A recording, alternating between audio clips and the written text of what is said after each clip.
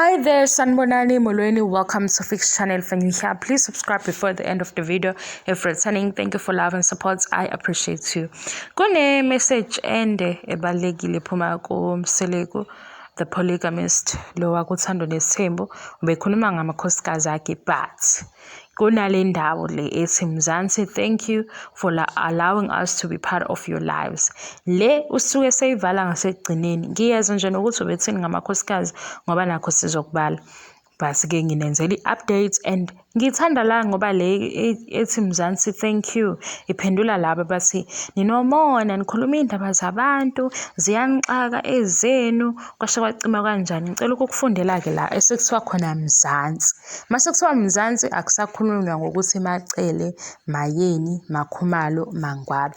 Mase kuthiwa Mzansi kusho labantu ababuka ishow okuwuthando Nes'thembu, ngaba ukuthi ububuka ku season 1 bese ubuka ku season 2 noma ububuka ku season 6 le season esigcine ngayo.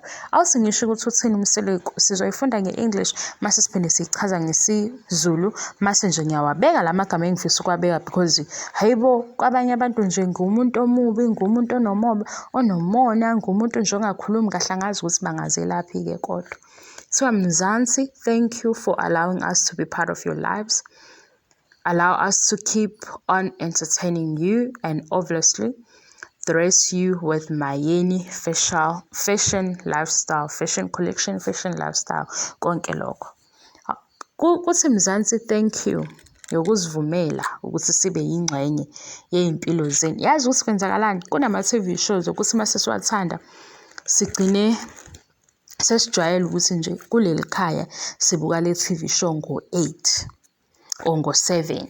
Usuke engekho omunye umuntu mhlawumbe osibekela leso sinqumo. And makuthiwa Mzansi siyazi ukuthi Mzansi kusho bani. Nokuthi ngiyabonga kubalwa labo bantu ababuka leyo show beyisupport, beyibuke leyo show bengesulutho, abanye beyibuke becriticize, abanye beyibuke beze bebe nesibindi extra. Lo simayibuka ishow agijime aye ku social media kaMseleku amtshele ngamakhosikazi akhe awashada yena engekho. Mase ithi ke allow us to keep on entertaining you. Entertaining, yes. To entertain ngoba isingisi esikuchazayo kunendlela eziningi. Ake ngisebenzise ezobalula ukuchaza le ngoba i-TV show. Mawubuka i-TV show kunezinto ozicoshayo ngokwakho because kuya ngokuthi uyi-receive kanjani. Ungayibuka njengento eqeda isizungu la ukuzongena khona elika-entertain. Ungayibuka njengeshow ekufundisa into ethile if kunento osuke oyifundayo noma kunento elandelayo kule show ethile. So makuthiwa ke siyabonga ukuthi niyasupporta nokuthi siyingxenye zempilo zenu ngoba ngendlela encane si-invested kwishow because siyayibuka siyilandele nedrama nayo yonke into nala sesibona khona ukuthi asifundi lutho kodwa silobe siyibukele ngoba sesiyazi ukuthi sobona amakhosikazi aMseleku, maybe kunedrama, maybe ayikho idrama, maybe kuzovela okuhle, uyabo lokho nalokho. Mase kuthi khona lokho nalokho kuphinde kube i-entertainment ngoba ngaleso sikhathi sihleli phansi sibuka ikhona enye into esiyikhohlwayo ke sinake nje ukuthi ayibo kaMseleku kwenziwani ngempela. So sengena ke lokho ukuthi ke siqede isizungu. Mhlambe ke sikhohle nje nanokuthi hey eSouth Africa ngempela siyagagazwa ngezinto eziningi. So okwami ke bengizo-eda ke because abantu abayi-understand le ukuthi uMzansi ungenaphi mase bethola ama-reviews la ku-YouTube.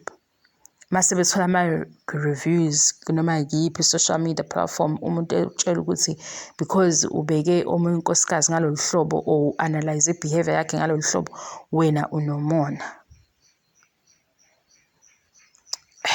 Yona ithanda ukuba nzima phela ngoba angeke mina ngithi ngizoyichaza kanjani lento ukuthi mawuhleli phansi iyaye i-TV nje iveza abantu ekuvezela bona benyakazeke, bekhale, bedanse, benze imicimbi mase uthi wena nje yiyo impilo le kwangempela ephilwayo.